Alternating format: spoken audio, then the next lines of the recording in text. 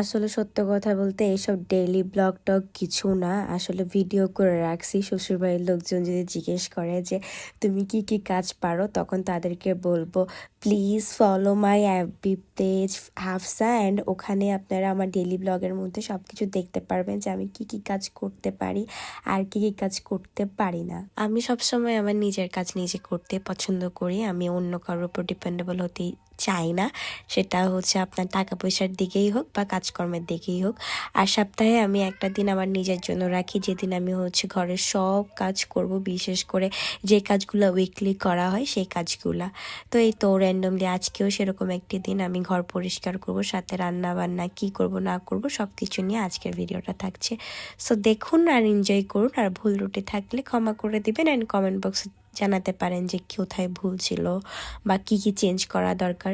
So randomly আমি আমার কাজগুলো করে যাচ্ছি অ্যাজ ইউজুয়াল যেভাবে করি। জাস্ট আজকে পার্থক্য হচ্ছে আজকে আমি হচ্ছে ফোন অন করে রাখছি, এই আর কি।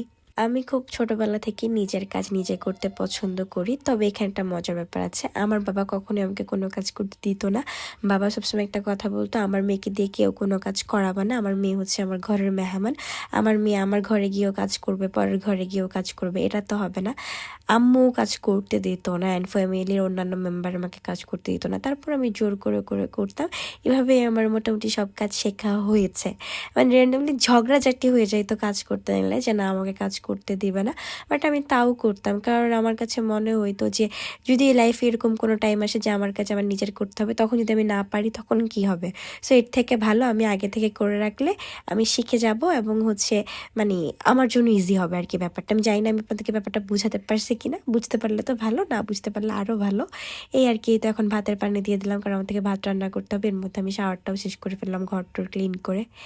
এরপরে স্ট্রাগল করছি যে কতটুক ভাত দিব, আমি বুঝতেছিলাম না, কারণ যতই ভাত দিই না কেন প্রত্যেক দিন আমার ভাত থেকে যায়, একজন মানুষ বুঝিনি তো। সো যাই হোক, আমি আমার ভাতটা দিয়ে দিলাম। এখন আমি হচ্ছে ছাদে যাব, ছাদে গিয়ে আমি যে এক বালতি কাপড় ধুয়েছি ওগুলো মেলবো। এছাড়া হচ্ছে আজকে শীতের কম্বলগুলো নামিয়ে ফেলেছি, তো নামানোর পরে প্রথম কাজ কি রোদে দেওয়া। সো এই কাজটাও করে ফেললাম। আর এই যে আমি আমার চুলের ঝলক দিচ্ছি, দেখো দেখো, এই দেখো ভাই কতগুলা কাপড় ধুইছি, আরও আছে, সব দেখাচ্ছি না আর কি। অ্যান্ড আমি প্রায় হচ্ছে ছাদে যাওয়া ট্রাই করি, ভিটামিন ডি শরীরে লাগানো ট্রাই করি, এই আর কি। ও আচ্ছা, একটা মজার কথা, অনেকে মনে করে আমি মা বাবার একমাত্র মেয়ে, যেহেতু আমি পাপাকে পারি আমি কোনো কাজ পারি না। হ্যাঁ অবশ্যই আমি পাপাকে পারি, বাট আলহামদুলিল্লাহ আমি সব কাজ পারি। এরপরে তো আমি আমার খাবার মেক করছিলাম।